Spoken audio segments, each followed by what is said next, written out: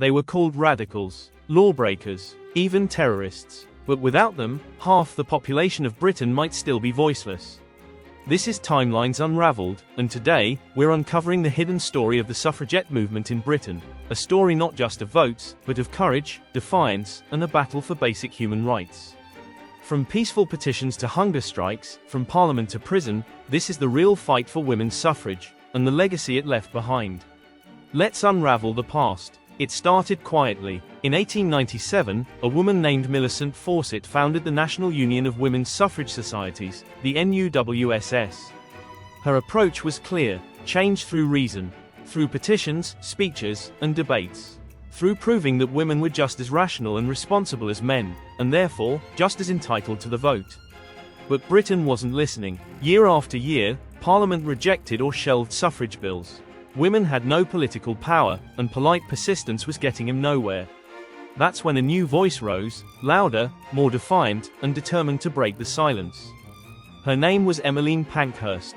In 1903, frustrated with the slow pace of reform, Pankhurst and her daughters founded the Women's Social and Political Union, the WSPU. Their motto was simple: deeds, not words. And they meant it. These weren't drawing room debates. These were public protests, window smashings, mailbox bombings, and hunger strikes. This was militant feminism, and the women who fought for it became known as suffragettes, a name originally meant to mock them, but one they wore with pride.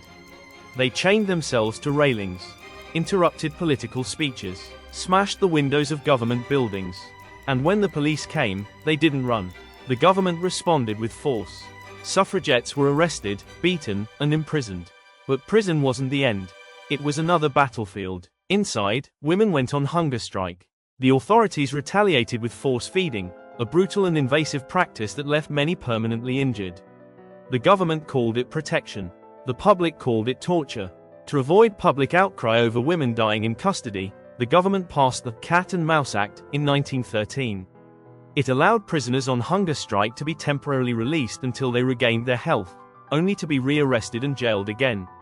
It was a game of survival, and the suffragettes played to win. But one act would change the movement, and the country, forever. On June 4, 1913, during the Epsom Derby, a woman named Emily Wilding Davison stepped onto the racetrack as the King's horse approached. It's still debated whether she intended to die or simply attach a suffragette banner. But what happened is undeniable. She was struck at full speed and died 4 days later.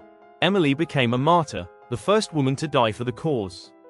Her funeral was a political procession, her coffin draped in the purple, white, and green of the suffragettes. Tens of thousands turned out to honor her. But even with public sympathy growing, the vote still seemed far off. Then, everything changed. In 1914, World War I erupted, and Britain's focus turned from the ballot box to the battlefield. Many suffragettes paused their campaigns. Emmeline Pankhurst herself called on women to support the war effort. And they did, by the millions. Women became nurses, factory workers, postal carriers, even tram drivers. They filled roles once thought impossible. And when the war ended, Britain could no longer ignore their contribution. In 1918, the government passed the Representation of the People Act.